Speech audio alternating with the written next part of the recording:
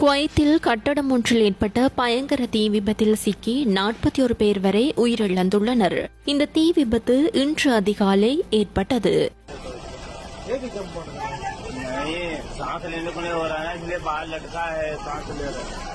குவைத்தின் Mangaf நகரில் தொழிலாளர்கள் வசித்து வந்த கட்டடம் ஒன்றிலேயே இந்த தீ விபத்து ஏற்பட்டது.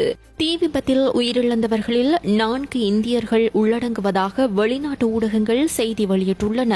தீ விபத்தில் காயமடைந்தவர்கள் அருகிலுள்ள வைத்தியசாலையில் அனுமதிக்கப்பட்டுள்ளனர். தற்போது தீ கட்டுப்பாட்டுக்குள் கொண்டுவரப்பட்டுள்ளதாக அறிவித்துள்ள குவைத் காவல்துறையினர் தீ ஏற்பட்டமைக்கான காரணம் இதுவரை தெரியவராத நிலையில் விசாரணைகள் முன்னெடுக்கப்பட்டுள்ளதாக குறிப்பிட்டுள்ளனர்.